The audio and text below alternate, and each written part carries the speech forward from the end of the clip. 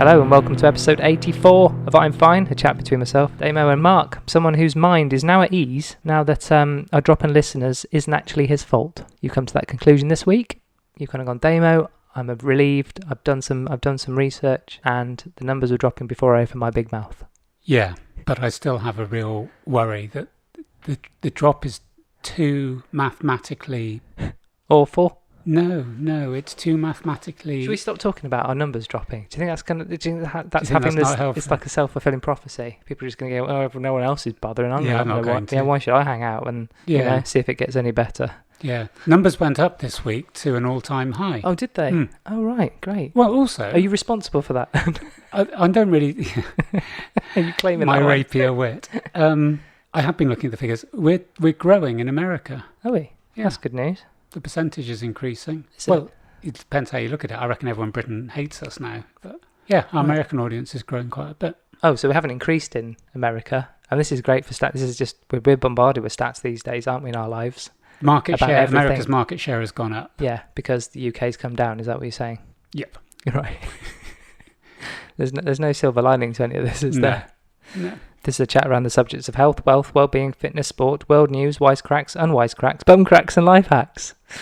We're all work in progress and this podcast is no exception. In short, it's spoken our perfectly imperfect lives, and if we can make just one person feel like they're not alone in all this madness, then our work here is done. I mentioned your life hacks to my therapist today. Right, I'm really questioning your... Therapy. The relationship you have with your therapist, right? I'd even just kind of ask mine how her week's been, and she'll shut me down straight away.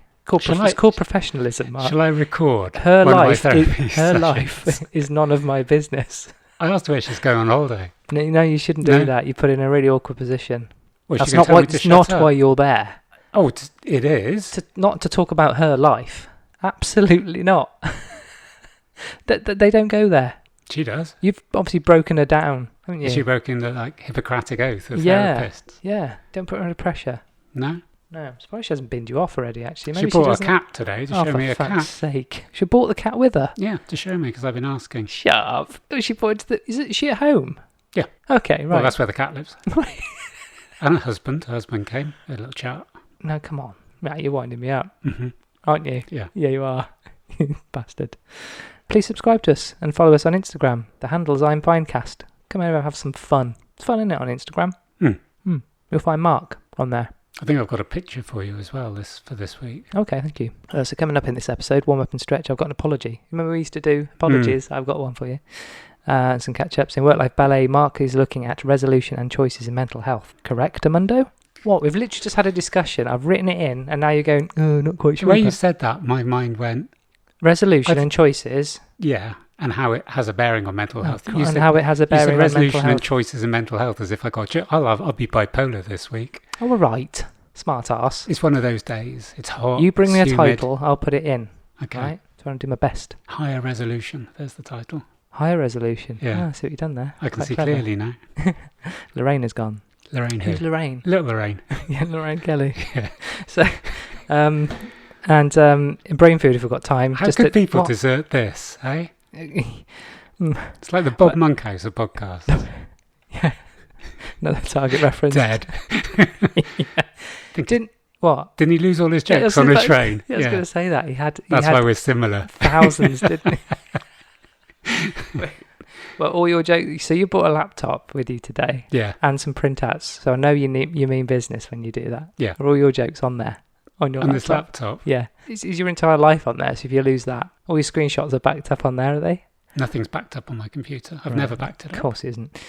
So if you lose that, that's a lot of stuff gone, right? I did read today, though, freedom of information when I was doing the research. I properly researched this and typed it, as you can see, and I've even put... You haven't typed it, copied and pasted. Copied and pasted anything. And I've put purple felt tip. I know, you've marked your own work. Yeah. What? I did well. Did that actually say brilliant? Mark, you are brilliant along the margin. See me later, it said. I don't know what I was going to say then. Research about... We might not even do this today, but if we do about information that other apps hold on you. Yeah. Adam sent me something through and said, I thought you would think this was interesting. I think we could look at... I think we've got loads today, so I think we could do that next week. Okay. Yeah. Okay. But the one thing I was going to say... So Adam's still listening then? Yeah. Bless him. Thanks, Adam. Although when I'd put my picture on of me doing those pull-ups, Oh, yeah. he went, gloves? What? I was 'Cause you wearing were gloves. Yeah. Oh, were you wearing gloves? Yeah. Just because some of the that a calluses no-no? are breaking. Yeah. Oh, your hands go pawpaw. Are they all Yeah. pawpaw? Adam's hardcore. Yeah, he is hardcore. He would cut his hands before doing pull-ups. Yeah, he would, yeah. With a saw. He doesn't... He's barefoot on glass. Yeah. Yeah. So what I was going to say was, when I was looking at what information apps hold, Tinder holds quite a bit. And under a Freedom of Information Act, this person... Well, just take Tinder off your phone, Mark. What? Behave. What? What? This woman under Freedom of Information Act asked for the details that Tinder had on her. Right. And it took ages and ages and had to go to court. Right. And they gave it to her in hard copy. Right. 800 pages Of stuff they had on her. every single thing that she'd done and thought and alluded to and liked. And that she thought. Well, yeah, you know what I mean. Printed out what she no, that's your... But the point she made is that data is ethereal. It doesn't seem damaging until you have 800 pages of this is everything you've said. It's fine until it's used against you, right? Yeah. But also when We're it's hard all- copy, seeing it in front of you is different. You know, if you get mugged in the street, you want CCTV to be picking that up, don't you? Yeah. Otherwise, you don't want anyone filming you. So it depends which side of the fence you're on. Yeah. You know what I mean? Tinder is all that information on her is going to help her find a mate. Yeah. Right? It's fine until she I doesn't. think she's found a few. She's got 800 pages. Yeah. Yeah. So my apologies about chairs, Mark. I'm going to get straight into the apology, get it out of the way. Mm-hmm. I kind of did allude that chairs hadn't kind of even been mentioned in recent literature up until At Charles the time, Dickens. yeah. And I think you were looking sideways at me. The ancient Egyptians are believed to be the first to invent a four-legged seat with a back, better known most as the chair. The earliest examples have been found in tombs dating back as far as 2680 BC. So they've probably been knocking around. What is that? Not far enough? Do you want to go? Like Tyrannosaurus Rex made chairs with their tiny arms because they love to sit down. Is that what you? No, I was just thinking. I wondered in your defence because when you did say it, I thought bullshit. I'm wondering whether chairs back in the day were much more ceremonial. Well, yeah, some of the earlier chairs, even the ones in Egypt, were kind of invented to help people in their work, depending on what their work. So if they're doing something repetitive, or they had to be in a certain posture to do certain work, making things, they'd make contraptions to help hold them in place. And some of the things help, just chairs help them sit down while they were doing certain things. Mm-hmm. Like what? What? What would they do? Do you want me to bring the example up? Have you got an example? I didn't put it in because I didn't think we'd be bringing that up. I think both of us would be interested to hear.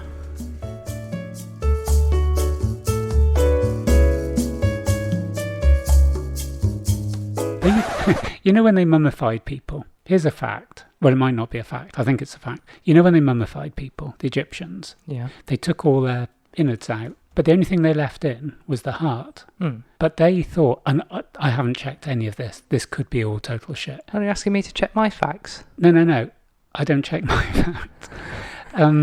But the thing they left in was the heart. But they thought the heart was where you did all your thinking. Oh, is that where they left Egyptian it? times, so they left that in. Yeah. Okay. The brain was just discarded like an oily rag. Again, and also they put onions where they took the eyeballs out. They sometimes put onions. Again, I don't know if that's true. Well, what? Who would? Where do you even get that? If it's made up, who has told you that? What sicko is? Don't they put coins on? His name is Lewis. He's 8. Right. That's the only true bit I think I've said today. So yesterday was deadlift day. Yeah. Oh, better news. Here we go. What? Better news than what? Better news than the chair debacle. Oh yeah. It was Tuesday of all days. Yeah. Yeah. I thought. Breaking barriers. Yeah. You promised I'd be getting into triple digits, and I did. And some. It was all right. I know. You took some video of me, and you complimented me on my calves. Did you see them there? They were like... Well, I was busy lifting. Yeah, but on the video. Yeah, no, I did. Yeah. And I also had a text from a mutual friend of ours. Okay, who I shared it with. Yeah. I should maybe ask permission. Yeah. Have you heard about GDPR, Mark? And data. We're talking about data and apps, data protection. There's a thing called data protection. Okay, well... that's personally identifiable because I was in the fucking video. But this is the funny thing. She sent me a text. This is Russian spy, by the way. Can I just predict what you're going to say? Can I predict it? Yeah, go on. You're going to go, Mark said Damo won't mind. It's okay. No. Okay. No, Well, that's no. how I preempted it. That's how you get around GDPR. What legitimate interest? Yeah, you just Well, say. you sent it to her because there's a legitimate interest. What was the legitimate interest of you sending a picture of me lifting to Russian spy? Well, here we go. Smart pants. Yeah. She found a muscle starting to grow in her calves and was very excited. And I was saying, this is where you are now. This is the legitimate interest bit. This is where you could This be, is love. relevant. This is what you could be. And she went, I don't want hairy calves. Because she said on the text, I've just been shown a video of your calves. I mean, you don't get a text like that every day. No. And I said, well, hopefully you had a little sit down afterwards. You know what I mean? Yeah. Winky smiley faces, right? Yeah. Forget, I don't mind you sharing that. No. You know, because I won't report you to the ICO. But you've got to be careful, you know, sharing these things with women of certain ages, Mark. Because of the excitement. Yeah. Her eyes aren't painted on, are they? She hasn't got onions in her eyes. Exactly. You know what I mean? Just saying. Yeah. After 8 or 9 plays, though, we got on with lifting. Did you feel really good after that? Yeah, I feel all right today as well. Good. Mm. Good. It was good. I reckon I could lift more. What? I think you can. Yeah, would you go, oh, what was that No, for? but it's like, I'm not competitive. I don't give a fuck what I'm lifting. No, I'm not. Give me more. No, but I can do more. Yeah. Yeah. Okay. For my own satisfaction, no one else's. Not even yours. You want to lift 300 pounds, don't you? What is that in real work? Give me, what is that? That's old pence. Come on, give me the... So about 135 kilos. Oh, a bit of a push. I reckon I could. Yeah. A couple more, I reckon, and I reckon I could do it. Okay. Here's something, Mark, I spotted today. Mm-hmm. Because we never talk about vaccines or COVID, do we? Don't ever cover it on this. Have you heard of the band called Offspring? American punk rock band. What? Why are you putting your arm up? You're the only this is one. what you did in school. Can you remember? You used... Sorry, I'm going away from the mic. You used your other arm to hold your arm that was up when you wanted to get attention. To get it higher up. And then you go... That's going to sound wrong. So no, I'm just going to finish your sentence. Go on. That the drummer has been sacked because Yes. he wouldn't be vaxxed. Yeah. Bum. Do you want to talk about it? It's just bollocks. I think it's unbelievable. Well, you're a drummer. I am a drummer. From your perspective. So this guy... He's been drummed out of the band. Yeah. I think there's another joke there. Symbol of hope. Or something like that. Well, there's no hope for him in the band. So the Offspring drummer, Pete Parada, who's been in Offspring for 14 years. Man and boy. Unbelievable. Do you know the Offspring? Yeah, I do, yeah. Do you know of them? Sorry. Very familiar, yes. Okay. They're a big band as well. Mm-hmm. So he's been dropped from their forthcoming tour after refusing the COVID vaccine for medical reasons. Pete Parada said a doctor had advised him not to have the jab because he has a rare autoimmune disorder called Guillain-Barré syndrome. Okay, yeah. Heard of it. He wrote on Instagram that he's unable to comply with what is increasingly becoming an industry mandate. What I'd like to do is jump straight into his Twitter response, if I may. Jump away. Because I think, it's a little bit long, but I think there's some points in there that I think you'll go, hallelujah, amen, brother, right on. I've got some unfortunate and difficult news to share. I know many of my close friends and family would have preferred to hear this privately first, and I apologise for the public nature of the disclosure. But I don't know how to have this conversation multiple times. That's a good one, isn't it? Because it's like, just get it out there. You don't have to keep saying it. So I'm with him. I'm with him already. Yeah. Given my personal medical history and the side effect profile of these jabs, my doctor has advised me not to get the shot at this time. I caught the virus a year ago. It was mild for me, so I'm confident I'd be able to handle it again, but I'm not so certain I'd survive another post-vaccination round of Guillain-Barré syndrome, which dates back to my childhood and has evolved to be progressively worse over my lifetime. Unfortunately for me and my family, who was hoping to keep me around a little bit longer, the risks far outweigh the benefits. Yes. Since I am unable to comply with what is an increasingly, as I've just said, becoming an industry mandate, it has recently been decided that I am unsafe to be around in the studio and on tour. I mention this because you won't be seeing me at the upcoming shows. I also want to share my story so that anyone else experiencing the agony and isolation of getting left behind right now knows they're not entirely alone. He has had COVID, so his natural immunity will be probably at least as strong and maybe longer lasting than the vaccine. Yeah. Okay.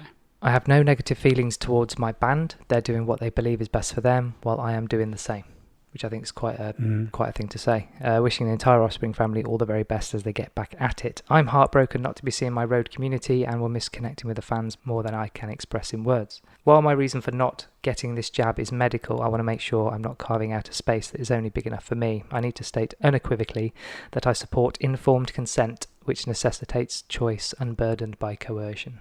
Brilliant words. Well written. Yeah. I do not find it ethical or wise to allow those with the most power, government, corporations, organisations, employers, to dictate medical procedures to those with the least power. Mm-hmm. There are countless folks like me for whom these shots carry a greater risk than the virus. Most of us don't publicly share a private decision we made in a careful consideration with our doctors. We know it's not an easy conversation to unfold. It looks like half the population is having shockingly different reaction to these jabs than expected. It's probably because their life experiences have actually been shockingly different, and their reasons range from a conscientious risk-benefit analysis to the financial inability to take time off work, lack of health care in the event of potential side effects, to an understandable distrust in a system that has never prioritised the health or well-being of their communities. Again, pretty powerful words. It's occurred to me that some people can't afford to have time off. It's also important some people can't afford to be ill. Yes. Or both of those things. Yeah. We forget that here, don't we? Yeah. That people are racking up some extraordinary amount of bills for being ill, something they've been coerced, arguably through pressure, all sorts of pressure to take it. That's put people at risk financially and I think and medically. I think, firstly, as you say, really well written. I think that reminds me of some footballer said it today, and I can't remember who it was, but something about it's an oft repeated theme, but don't judge someone you don't know their life experiences, you don't know where they are, you don't know what they've gone through.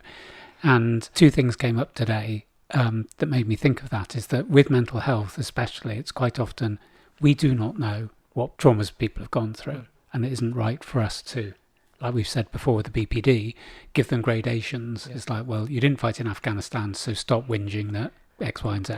And so I think that's in a way what he's saying, isn't it, that you look at individuals and some people are making choices based on a whole number of other factors, loads of different factors, and his is his health, and he's made an informed decision. I think the two things that came to my mind was somebody from, I think it was the university's minister, was interviewed by Kate Burley and asked, in New York they're giving £100 for the vaccination, do you think that would be a good idea? And he went, if it makes people do it, yes, which in some ways, okay, you're given a clear response.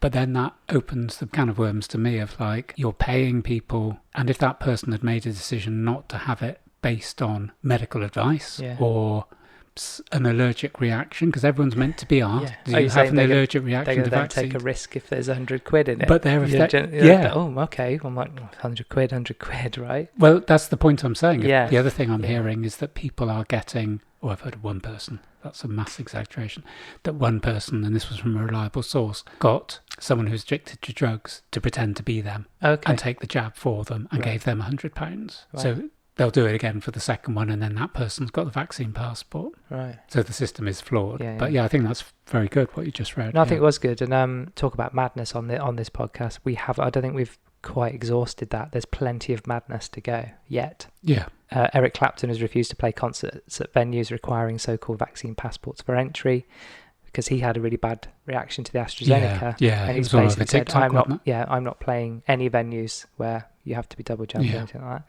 The vaccine playing anywhere?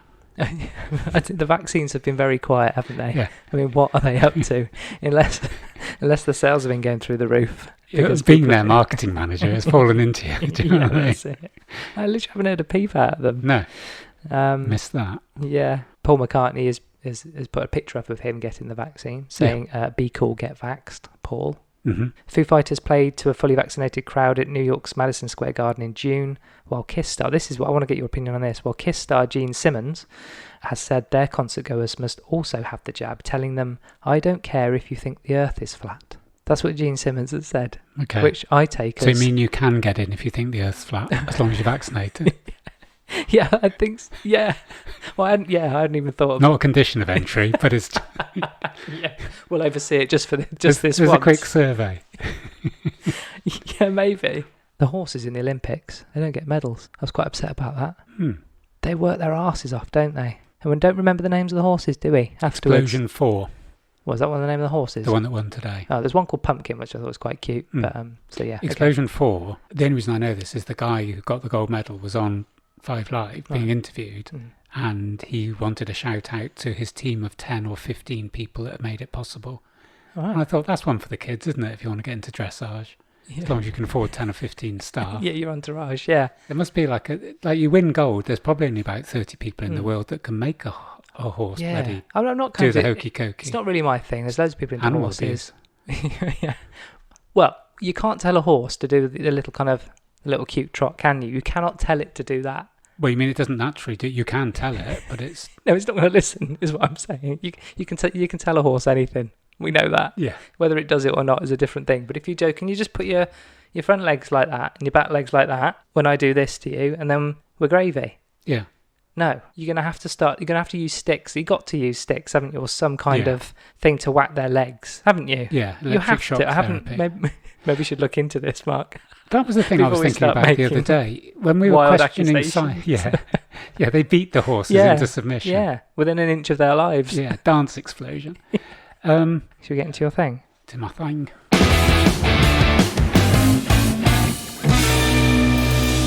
Go for it. Where do you want to start, Mark? I'm going to start with line 1. Paragraph 1. Okay. I mean, if you're going to start anywhere, why don't you start on the left-hand side of the page and move along to the right in an orderly fashion? Okay. Mm-hmm. I tried to type this as if I was speaking, as if I hadn't typed God, it's one of your monologues again, isn't it? No, it's not. I think this is measured. Is this award-winning? Is this going to... No, I don't think. I think it's just... I think people might go, actually, yeah. Right. Yeah, I get that. Okay. That's about as all. That's all I'm expecting. I'll be happy with that. Okay. Earlier this week, I saw a cartoon. It showed a large number painted on the floor, with a man standing at each opposite end of the figure. So there were 2 men, one at one end. The other, yeah. Yeah. And a speech bubble shows one man saying 9 and the other saying 6. 6. Yeah, I like it. And both were right and both were wrong. Oh, nice start. So I think you should just stop there, to be fair. Yeah, no, that's it. Oh, that is it. Think on. You bought a laptop and 5 sheets of paper and that's all you had. I mean, I'm not knocking it. I think it's genius. Okay, so this got me thinking. Mm-hmm. So this week I finished my 34-week dialectical therapy course. Oh, congratulations. I cried. Oh, Mark. I tried to give a little speech at the end. Oh, don't. No, that's going to make you cry, isn't it? What, saying it now? No. Oh, making a little speech? If you can cry on the pod, I mean, that's just great for ratings. I'll just call this one Mark Cries. What? Are you going to cry? What did you say? Go on, what did you say? I just said, Did you say goodbye to everyone? No, it's really, because we're not really encouraged to be sort of, have attachments. Don't go there with, I know you're not. Yeah. But when has that ever bothered you? We've started the pod on this very subject. The point I was saying was, I was saying how welcome I'd felt by everyone in the group. And I made the point that they're all 20-year-old or in their 20s and female, and I'm in my 60s and male. Yes. And one of the things that had gone through my head during the last session was thinking, and I'm not being all woke now, but I was thinking other people must be in this position of being a total minority. So it could be a black person in a white environment, it could be an old person in a young environment, it could be a Muslim in a Christian environment. What it made me think was, for 34 weeks, I have never felt uncomfortable. Mm-hmm. But it must be a situation for people when they do feel uncomfortable because they're in a minority of one. So what I wanted to say, of those 34 weeks, it had never been difficult for me because of my gender or because of my age. Yeah. And it could have been. And I just wanted to say thank you. And I got all blubby and pretended I wasn't crying. Good. That's a nice thing, so to show your emotions. Yeah. So the course taught me a lot, and I constantly remind myself of a particular dialectical definition. And I've quite often said when we're talking about BPD, I was saying about how it's sort of opposites. Mm-hmm. So it's like, if I'm feeling very down, I shouldn't be listening to grime songs about suicide. I should be listening to Bucks Fizz. And I saw this particular definition, and it says, of concerned with or acting through opposing forces. And suddenly a light bulb moment occurred to me that this is clouding my mental health, and possibly others that they may not recognise this. So I'm concerned with or acting through opposing forces. What I want to talk about for about the next 10 minutes is that the way that I overthink things, the way that I deep dive, the way that I let things that I have no control over take over my thinking, is this question that we discussed before the pod started of resolution. I don't put anything to bed. I can't go, that's sorted. Yep. So the number of plates that I have spinning is now in the thousands because I worry about everything, even stuff out of my control. So I said all the millions of thoughts and discussions and arguments that fill my mind only increase. They never decrease. I never seem to find resolution to these dilemmas. So this brain food segment, it isn't actually strictly brain food, but it's quick and dirty, but it's intended to highlight that as a BPD sufferer, this is not unique to my condition, but probably applies in differing levels to all those with an inquiring mind. Mm-hmm. And I've started following somebody on Instagram and being in touch with her called BPD TEA, BDPT, in America. She's quite out there with some of her theories about BPD and also her personal experiences. And one of the things that she put in one of the first posts was something along the line as, the comment section is when she'd said, I used to take risks. And she described how she used to take risks. And there were a number of people in the comment section going, oh, I don't have PPD, but I do stuff like that. Right. And straight away my hackles rose, and it was like, and it isn't like, well, I've got it worse than you. Yeah, it's but like it's gradations. Yeah. And it's not minimizing that you've got those things, but the consequences for you on a day-to-day basis might not be so severe. Yeah. It's like when we talked about addiction. Yeah. I had whatever it was, 23 years every day for 23 years being addicted to something. That has more of a thing than, sometimes I can't say no to a chocolate bar. So there are, and I said earlier about you can't have different gradations. You can in terms of the impact it has on your life. You can have the same traits, but the end result isn't necessarily dire consequences. My thought is, doing this on a mental health thing, is that lots of people are going to go, regardless of BPD, the way the world is at the moment, I find myself drawn into these discussions. I find myself spending too long on social media and being fed certain things. I said to you earlier in the week what I was going to talk about, and was going to put you to raise the question, can you help me? And so that still sort of applies, because what I'm sort of saying is I don't particularly want every waking moment to be so tiring and so intense. Question everything, listen to every point of view, trying to find the truth. Exactly. But I never seem to have a minute when I'm not spinning a million plates, often on subjects over which I have no control, no influence, but which still cause massive consternation and angst. And one of the things that I've been learning on the last 34 weeks, and also the one when I used to go to Gamblers Anonymous, using the 12-step program, is like, they basically only worry about the shit that you can control, and it's about your reactions to events that you need to have control over. If something's not in your control, then why are you worried about it? Anxiety never has any influence on the outcome of things. It's just a lot of nervous energy, really. Yeah. So one of the things that I think I have is there's a common theme, and that is of searching for the truth. Now, I know we've discussed and dismissed the notion of ultimate truth, but that doesn't seem to stop my neural pathways be on overdrive. It's somehow that I want to get that resolution of going, this is the true conclusion. I've shut my book. Even if you don't like it. Exactly. It's not trying to find the answer that you want to find to please your narrative, your kind of sensibilities or whatever. It's I just want to get to the bottom so I can go, okay, is that. That's really interesting, because there's going to be a line in a minute that just says exactly what you've said, is that I don't want, it doesn't matter if it's confirmation or not. If someone's able to go, you've believed this, but look at this, and I go, you're right. It isn't about being proved right all the time. Yeah. So when I say, can you help me? What is it? I'm looking for closure. I'm looking for resolution, an honest, objective, common sense answer that allows me to lay these demons to rest, or at least let them lounge with a pina colada and a face pack. That's a bit of literary fluff there. Yeah. An insight into your world, really. So the mentality I struggle with, a lot of it is based around authority, and this is something I read to you just now.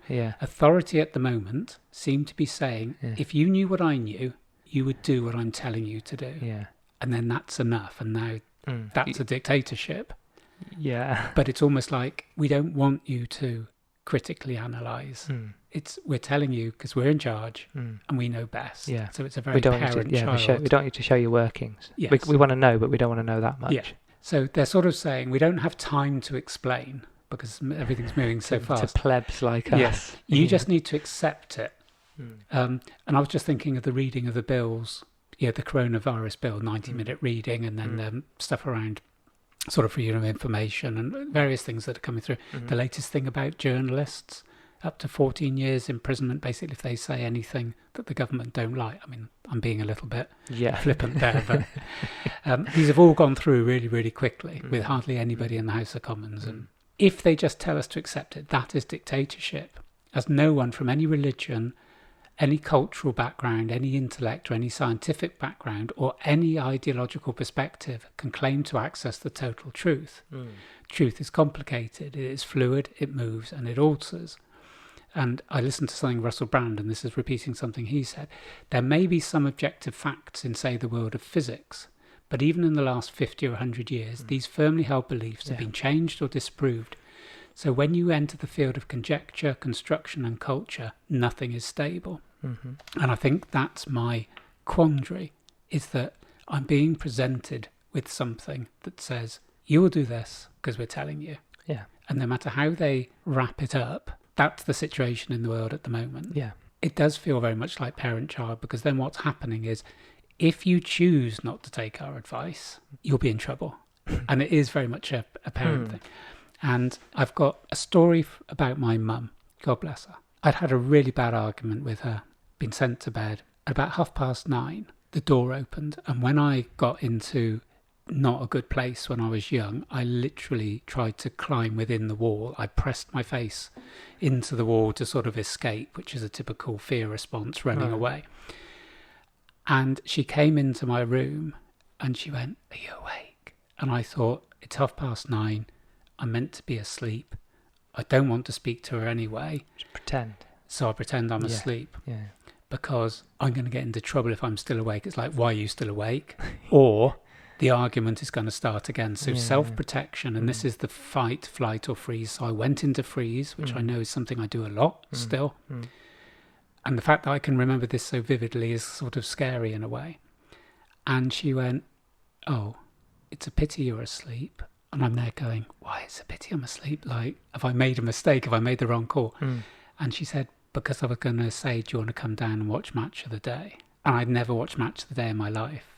And it's only 50 years later that I've realised the power of that. And that's how I feel at the moment, that the government has come into my room and said, this is what you're going to do.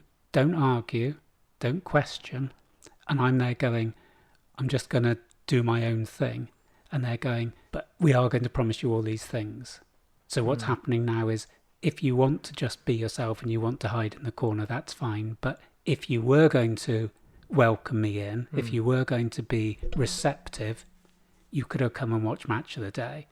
And so now it's going to be, you could have had access to nightclubs, you could have had the rewards we're going to give. You know, they're giving now burgers and money off pizzas. Yeah, I totally missed out. Yeah. Yeah, I'd feel really aggrieved. If you didn't, I didn't get a burger out of that. It's like when your broadband provider gives really good offers and you're going like, fuck us. I've just renewed. I've been here ages. Retrospective pizzas for all. Yeah. But the point I'm making, I know the analogy is slightly stretched, but it was that it's interesting. In that situation, it was like, I'm just freezing, I'm doing my own thing. But it was like, oh God, if you'd come and listen to me. It's that and it's back to the choices and the living or dying by which one you want to go down. Yeah. And I guess the anxiety caused by, have I made the right decision? Yes. Not. And that's why that can never be resolved, because go on, sorry. No, I was going to say, I've got two decisions. What do I do? And then you make one and it's still, It's exactly. I haven't won at all. I haven't lost. I haven't. But it's like the number 6 and the number 9. I couldn't have won. Because if I doesn't matter what you've done. No. I'm 8 year old, 10 years old. If I stay in my bed with my face pressed against the wall and pretend I'm asleep, I don't get hit for being awake, but I don't get Match of the Day. If I turn around and go, actually, Mum, I am awake, it would be, so you were kidding me, you were asleep, smack, and you're definitely not going to watch Match of the Day. I was just doing that to fucking kid you. So I couldn't have won. That's what I feel at the moment, that there isn't almost a winning situation. If people have their using vaccines, if they have their vaccines, they think they've won, but then the information comes out, oh, by the way, you've got to have a booster. So you won't be able to get in to see that band unless you have a third and then a fourth jab, you know. So also I said, add to the mix that the two organisations I'm looking at the moment really are governments and big pharma, and social media. They all have a long track record of duplicitous behaviour and who now seem to be shutting down anyone who disagrees with the agreed narratives. Now, it's interesting that some of the stuff that Facebook was shutting down before, they're now allowing. Okay. So the Like- possibility that it was made in a lab in China was shut down consistently and people were removed. Now it's been allowed because there is some evidence that isn't necessarily an incredible story. Right. Okay. So there's an interesting change there. Mm-hmm. So the fact checkers have moved the goalposts, I guess. Yeah, I mean, fact checkers. To be honest, they are Not that I believe any of them. No, they can't be self-appointed because there isn't a truth. But there isn't one. Yeah. Yeah, exactly. So what I was saying is that I want government, big pharma, and social media to welcome discussion and questioning. I would like more than one narrative. Yeah. One of the things I saw today that I thought was really interesting was on the news, they announced 16, 17-year-olds can have vaccines. Yeah. And the BBC cut to a woman and her daughter, and that you didn't hear the question, actually, which was really interesting. It was on a Zoom call, and the daughter, who was obviously 16, went, I can't believe it. I was in the car with my mum when I heard it, and it was like, oh my God, I'm going to get it. I have never been so excited. And her mum looked at her. There's not McFly tickets. It's the fucking vaccine. What's wrong with her? Yeah, it's in the fruit cider. And her mum turned to her and went, we punched the air in celebration, didn't we? And the daughter went, I'm so excited. I really can't wait. Now, what I was going through my head is, firstly, how do you find two people? Yeah. It's like, can you go and just find a 16-year-old and Maybe a they're mum? just driving down the road and saw two people punching the air and went, hold on. That What's looks going on here? suspicious. Yeah, it does, yeah. But I also felt like they should have someone sort of, in the gutter on a sink estate going like, fuck that, until I get 100 quid, I'm not having it. I'm waiting you know for what I my mean? free Uber. Uber Eats, yeah. So it wasn't balanced, it was the narrative. Yeah, Okay. yeah. Good. So this is the point that you just mentioned, and I'm really pleased that I wrote this because it shows that well, we know what each other's thinking. I'm confident what I do in terms of supplements and training, so that any person who wishes to challenge me, I would welcome the opportunity to state my case. And if after a full and frank discussion, someone proved that my positive stand on, say, creatine, and I'm such an advocate of creatine, and I've read so many research. Is that what you paint the fence with? No? Is that the way you look so brown? When you were sitting on it. So if my positive stand on creatine was misplaced, then I have the choice to either stubbornly stick to my current beliefs and go, fuck you, I don't believe that evidence. Yeah. Or I can alter my stand and then share this information with clients and others. If someone went to me like, have you seen this research? Yeah. It's only come out 2 weeks ago and it goes, you have to have a 2-month break from creatine. You've been taking it for 20 years. And this is like, without doubt, good advice, then I would take that. Yeah. I'm going to show you a scary picture now. How scary is that? That looks like the masks you see in the windows in Amsterdam. That was the gas mask Those fart masks. for children in the Blitz. And they wanted to make it look a bit like Mickey Mouse. It looks like a post-apocalyptic Mickey Mouse. I think it's very Banksy. Is that going to be the picture for our Instagram? If I can remember where I got it. But it is very Banksy, isn't it? Yeah, it is, yeah. Okay. Is that your photo, not a drawing? No, that's true. Yeah. I still can't get to grips with face coverings / masks. Oh, you're on about that, Mark. No, right, I'm with you. So what I'm going to do is give an example of why I think, because I can't find resolution in this, I feel that this is one of the plates that spins. I have no control over this, but on a daily basis, this makes me feel either, frustrated. Yeah. And it doesn't matter. I can choose what I want to do, but I still have this urge to speak to somebody and go, I don't understand this. Are you able to clarify That's it? why I'm here, Mark. Okay. That's why our lovely listeners are listening. So, They're ready for you. I went onto the NHS website and I thought, let's see what the government say. Right. And this is something like June 2021. This isn't old stuff. This is updated. So they said, in the context of this outbreak, COVID-19, a face covering is something which securely covers the nose and mouth. Okay, got that. Cloth face coverings and disposable face coverings work best if they're made with multiple layers and form a good fit around the face. Got that. Makes sense. Okay. I would suggest that the majority of things that I'm seeing aren't a good fit around the face. I would also suggest that those blue masks, at the moment the lowest price I can find is 3p per mask. Right. Now, it doesn't mean that you have to spend a lot of money to get protection, but I do struggle at something costing 3p. Yeah. And bearing in mind that includes delivery from China, because they're all made in China. Yeah. It's suspiciously cheap, isn't it? Yes. And we heard a year ago, 18 months ago, that they were spending hundreds of millions to get face coverings and everything, and they cost 3p. Anyway. Yeah. So it says face coverings should be made of material that you find comfortable and breathable, such as cotton. Now, I'm thinking this is a pandemic. Face coverings should be made on whatever works on keeping a virus out. Not back to your gas mask. Yeah. It's not comfortable. It's not meant to be. No, it's meant fit for purpose. It's meant to save your life. Yeah. Something comfortable and breathable, such as cotton. So 18 months into a pandemic, they're going, put some cotton on your face, because that probably feels nicer than other stuff. Bandanas or religious garments may be used, but they might be less effective. Yes, they might be. Mm-hmm. So when the research was done, was it done on 3 pence face masks? Was it done on medical? Was it done on bandanas? Or was it done on religious garments? Or comfort. Yeah. Just general comfort. Yeah. So face coverings are not classified as PPE. Are they not? No. Though those visors are. But any kind of face covering isn't PPE. Those face visors on the NHS website basically go do fuck all. That's what it says for face coverings.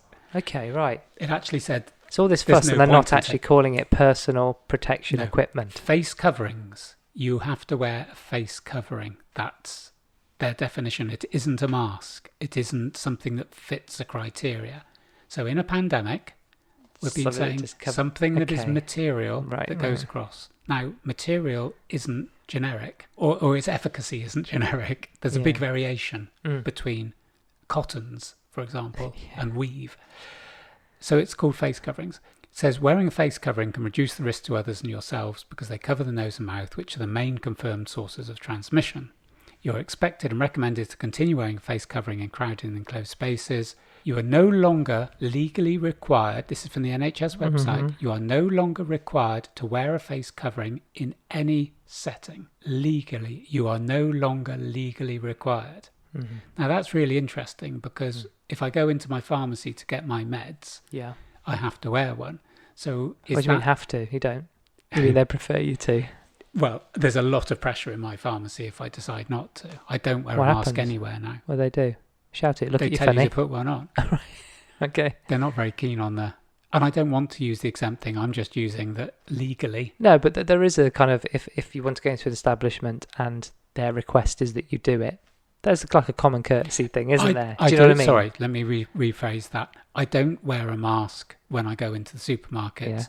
Yeah. I do in the pharmacy. But because they request it? No, I do because I'm likely to be around vulnerable people. Okay. So what I'm saying not in the supermarket. There might be... I see what you mean. If they're in... Right, yeah, I get what you're going for. It's a very small building. If you're going to pick people one... People are picking up drugs. Take that bit out. So... You're no longer, this is from the website, Why? You are no longer legally required to wear a face covering in any setting. Therefore, you do not need to rely on an exemption if you need one. Right. Now, I haven't heard that anywhere else. No. I don't even have to go, I'm exempt. I can just go, no. I guess this is your point. This is giving me a headache. Yeah. There's nothing to do with your delivery. It's just it's just the content. It's just like, this is your point, right? So this is just... That's as far as I'm going to go on that particular thing. Oh, is there more? No, I'm just going to go to gas masks because it's a really interesting story. Okay, yeah, cool. So the point I'm making is this. Masks are not the same. Therefore, any research cannot be the same. No, we're back to the control, aren't we? And the conditions have to be the same to have any kind of science that's worth its weight. Right? And we said on a podcast about 40 podcasts ago, once they're introduced for diseases that are spread through aerosol, as soon as flu season starts, you're going to have to reintroduce masks. Because I saw a tweet today that said, have we ever had mandatory flu shots? And we haven't. It's been voluntary. Absolutely right, yeah. You could go, well, it's scale, but we have had massive flu things. But also, it doesn't really matter on the scale, because if 25,000 people die with flu and 50,000 die with coronavirus, it's 25,000 too much. You can't go, flu's not as bad, so you don't have to wear masks. Yeah. So the key thing about all this is keeping distance and wearing a mask. we don't even know what the mask we should be wearing. The mask only has to be a face covering. It doesn't have to be medically approved. It doesn't have to be of a certain size.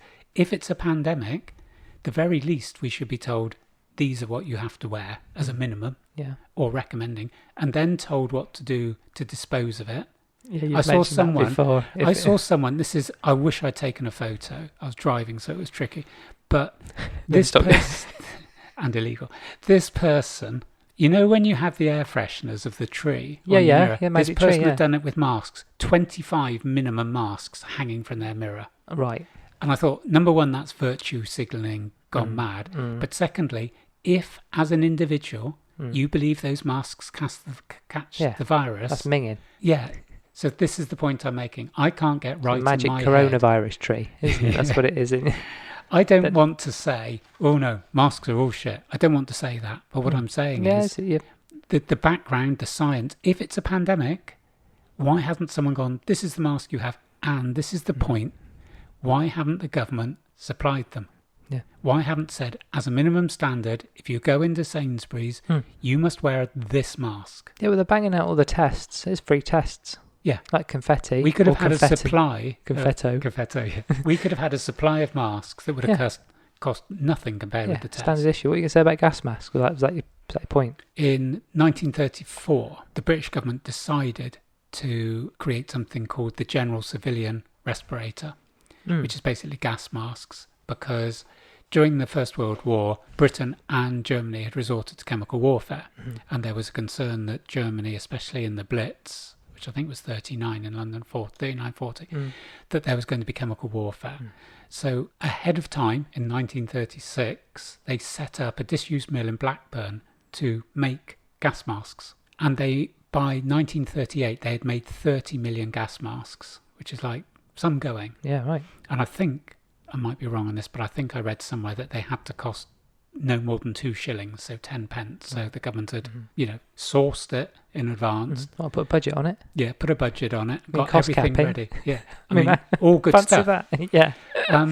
It issued a gas mask to every single person living in Britain. That was 38 million. Right. So over the next few weeks, 38 million gas masks went to the regional centres. That's epic. Yeah.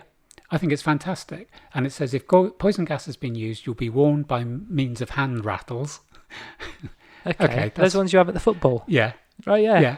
What you used to have at the football. Yeah. Do not leave your shelter until the poison gas has been cleared away. Handbells will tell you when there's no longer any danger from poison gas. I don't know what happened if the bell ringer gets. Right. But anyway, so they had a system in place. So every single person in the United Kingdom had a gas mask. Yeah. Now, they're not a 3p stuff you put over. No, you're right. People were told to carry their gas masks in cardboard cases for many months, and Chamberlain went on radio to explain the measures the government was taking. So what happened is that people were encouraged to wear gas masks for 15 minutes a day to get used to the experience, and the government threatened to punish people if you didn't carry a gas mask, and suddenly it feels very much like the situation now. So even if there wasn't anything happening, you're expected to carry it. Government advertisements appeared in newspapers pleading with people to carry the gas mask with them at all time. Teachers were instructed to send children back home to fetch their masks if they had forgotten them. And you understand, if there's a gas attack, that makes sense. Be ready. It's a good safety. But the thing they'd been issued with was the thing that was going to protect them. And I thought this was interesting. John Lewis, the department store, reminded staff that those who come without their gas mask into the shop must not be surprised if they are dismissed as unsuitable. Brilliant. So basically, you're being watched on the door of John Lewis, and if you haven't got your gas mask, you're not coming in. And I thought history's repeating itself. Yeah. And I'm thinking the only difference between the situation then and the situation now is that the government seemed to have their shit together and had said to someone, this is the threat and this is the cure. Yeah. The problem was that there was never a gas attack on the capital or any part of the UK. And the authorities carried out a regular survey on those carrying gas masks on Westminster Bridge. In September, it was 71%. By October, it was 58%. And by November, 24%. Yeah. So again, very similar to now, is that if people aren't aware of a danger or can't see a danger, you become complacent or you don't. Or you start to question. Yeah. So that's probably the end of the story, but there's a sting in the tail.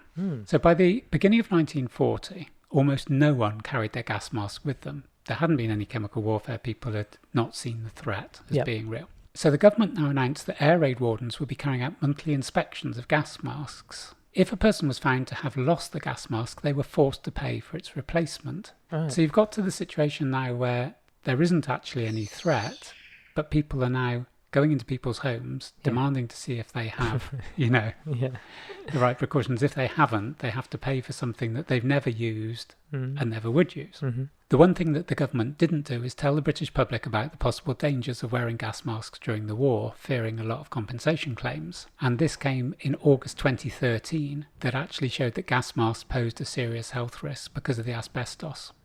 Oh, okay. And a lot of people who were in the Blackburn factory died prematurely. Where they were made? Where they were made. Wow. And it wasn't until 2014 that the Health and Safety Executive analysed a number of gas masks. All that time later? Yeah. This was looking at gas masks. They were asked to look at gas masks by the Department of Education. Right. And schools were now used, that the analysis showed that the majority of the masks did contain asbestos, often the more dangerous crocodilite or blue asbestos. Schools within these items in their collections are advised to remove them, double bag them and send them back for disposal. Oh, so you said 2014? Sorry, I'm confused. 2014? Yeah. Oh, there's still gas masks in schools? Well, people have them. They have them in schools as like, this is something from the war. We're going to talk about the Second World War. Everyone try on a gas mask, and it's still got asbestos in them. Right, okay. The other thing, and I haven't got this here, but I did actually hear this, was that Is it the mechanism is it didn't... Yeah, there was something in it that they wouldn't have worked anyway. I think it was something also to do with the filter. There was one important component was left out, so even if there had been, people would have died.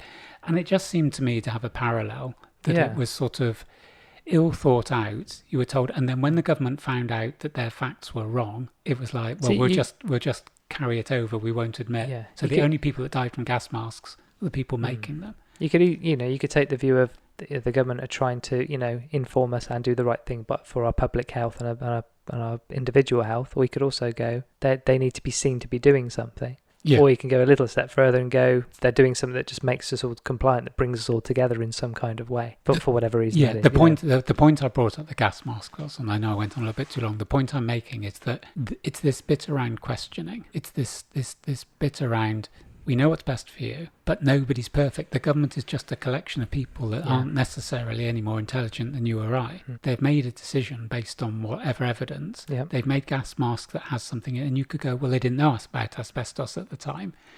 But in some ways... That's the same thing about everything now. Nothing's changed. Yes. There's plenty of things that we're taking or not taking. Yeah. And we don't quite know the risks until... a few years later, we'll see how all this pans out. And that's why I'm saying the questioning's the important thing. It isn't rebelling. It isn't being an anarchist. It isn't going, whatever the government tell me, I'm going to tell them to fuck off. It's saying, if the government come up with something, we need to... So Pfizer in America have issued something in their annual statement that says every child from 6 months up should be vaccinated. I feel that should be challenged. I don't think 6-month-old babies should be vaccinated. I'm not a scientist. So what I'm saying is like, well, show me why. 6-month-old babies aren't dying of COVID. Explain to me, and then if you can explain the science. I don't want Pfizer have said you should have boosters. Of course they are. They're the people that are producing their boosters. Their profit model is based on it. I think that's what I'm trying to say, is that we're being told just to accept something. Pfizer has said this, so accept it. And I just feel we need to be questioning stuff. And if I could question stuff and get definitive answers, maybe I'd have some resolution to these questions.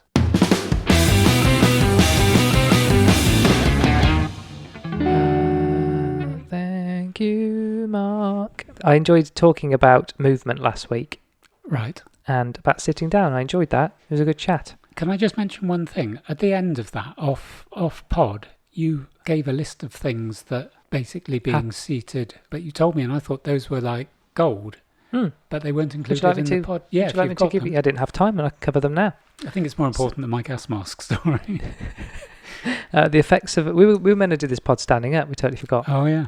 But it's comfortable sitting down, isn't it? It's nice. The effects of sitting aren't just long term. Your body goes into meltdown the moment that you sit down. It's the scaremongering that's about to start.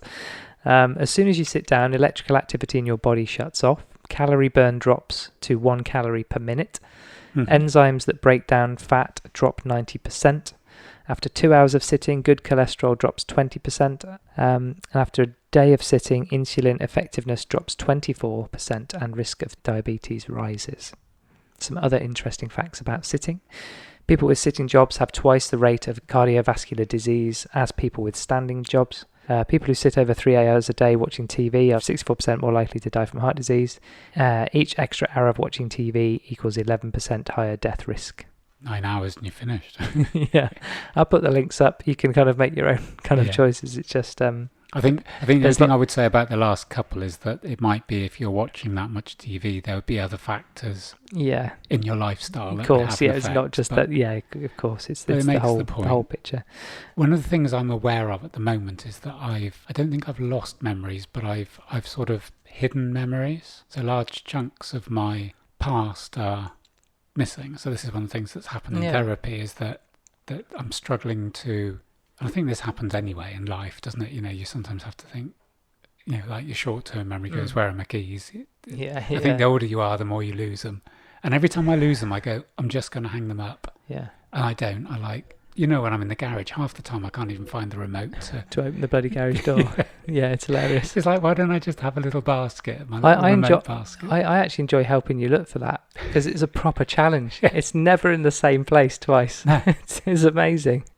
I found my keys today, my car keys, put down the hole in my pile of metal weights. All right. That took a good half hour. Yeah. And I can remember I put the remote on the scales and they're the same colour. Were you there that one? Yeah, I was. We didn't find those. Yeah, it was exactly the same. Yeah. Sometimes I put them on top of the freezer. I completely forget about that because I'm too short and I can't see. Yeah. Oh, what? Why? What's going on? But you've mentioned a few stories on the pod that have just kind of come out. That you've kind of, maybe it's part of doing the therapy and just, I don't know, thinking about all sorts of things, but certain memories, you've given us a memory today on this pod that have come out, and really vivid ones. Yeah, well, that one about my mum hadn't come out. That's the last 2 weeks. Right, okay, I was discussing freeze because I'm recognising that I'm freezing mentally and physically. So you probably hadn't recalled that one for... No, that wouldn't have been hidden. Decades. I had remembered it maybe 8-10 years ago. But are they coming, even if you then remember them, they're probably feeling more profound than you ever thought they would be, maybe? I think it's because they're kind of filling in those gaps of kind of joining up the dots of why. Yeah. Why you feel like you feel and act like you act, that kind of thing. Because we are, we are products of our parents and nurture as well. Yeah, definitely. And I think it was how that one came about is that I was thinking around my loss of memory or my hiding of memory. I don't think I've lost my memory. I think it's all there. I think what I've done is block bits out, good and bad. I'm not going, it's like I'm trying to remember all the bad times. It's just whole. Yeah, I was trying to remember stuff back in Sheffield, and I can remember incidents. I can remember things I did, but I can't remember the 4 years I was there. Yeah. I can remember, and if you remember, many, many pods ago, I was trying to see every gig I'd been to. Yeah. And I was like forgetting loads or getting the details wrong, which I think is fair enough. People are going to do this, but I'm losing 2 or 3 years of my life of not even remembering one element of those years. Yeah. So I'm working really hard to try and regain that. And I think that relates to the freeze. I think my freeze reaction in terms of trauma or stress is parallel. There's a parallel way that my mental I'm just forgetting stuff. Yeah. Everything is sort of turned off.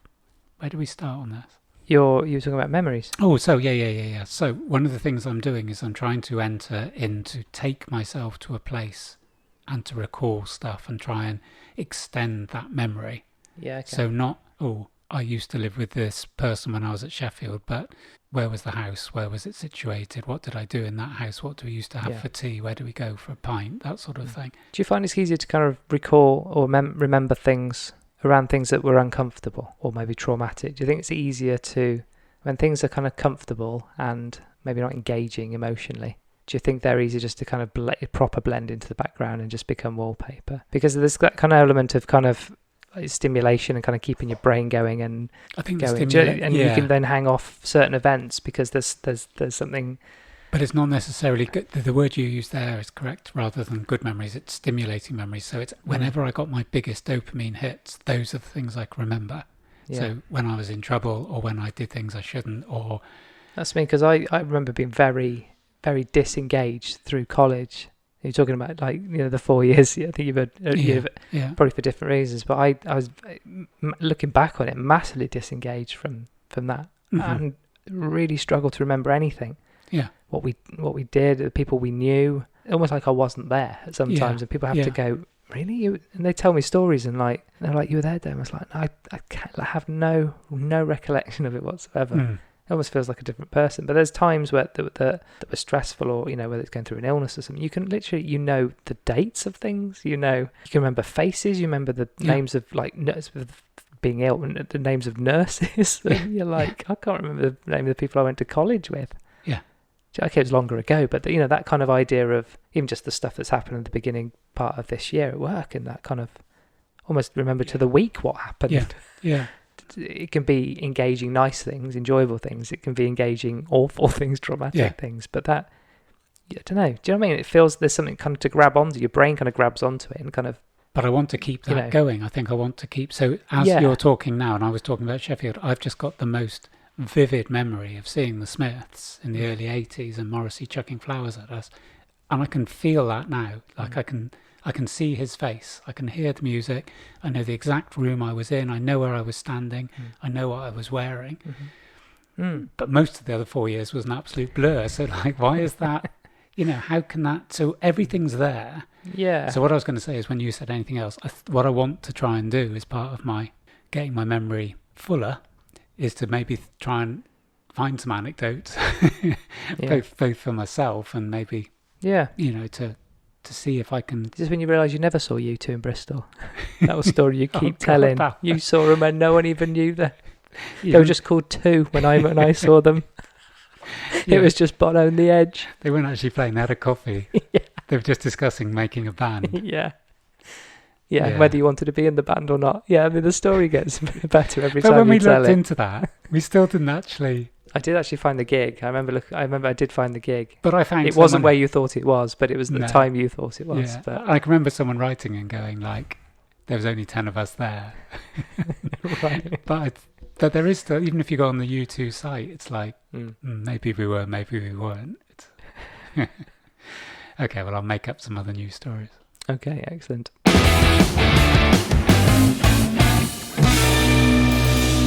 Right, so wrap up then. Yeah. That's it for this episode. Well done for getting this far, and thanks for listening to us. Give us a follow on Instagram at I'mFinecast, and send your feedback and ideas to I'mFinecast@gmail.com. In the next episode, so we'll definitely look at data and what those horrible, nasty people have got on you, and how you can find out and what you can do with it. Whether it should be a worry or not. Yeah. Should we be worried? I mean, well, we know it. I'm not doing it yet. There is that classic, everyone banging on about security, and people going, you have a mobile tracking device. You have a geolocation device in your pocket. Shut the fuck up. It's the least of your worries. Why? You know what I mean? You know, when we did the stuff with the gut biome, yeah, and you mentioned something, I saw a tweet from a woman, and she went, I've just paid £100 to have my DNA assessed and my ancestry, and they've come back and said I'm a white girl, and now they have my DNA. And you think, you're like, what have I done? Yeah. I think it literally came back, you're just a white girl. Yeah. We've done that, and I've given them my poo. I mean, there's no going back now, is there? No. They've got everything they need on me. Talking of poo samples, it's not. I've got one. If you want to do one and send one in, I've got one. They're 100 odd quid. They sent me one, and I've got two now. I'm going to do one. But if you want the other one, if you're interested in what your poo's like, I'm interested in what your poo's like. Well, we could discuss the Bristol stool chart, couldn't we? We could, yeah. We mentioned it before. We have, yeah. So we'll definitely look at data, and I just want to do a bit of a revisit on what I was talking about there is kind of comfort and discomfort. Okay. Found some interesting things on that. Anything else, Mark? Is that it all for today? No, but we should have used the stool chart in our one on seats, shouldn't we? I'm just going to let that sink in for everybody. Okay. On that bum note, we'll see you next week. Yeah. Bye. Bye-bye.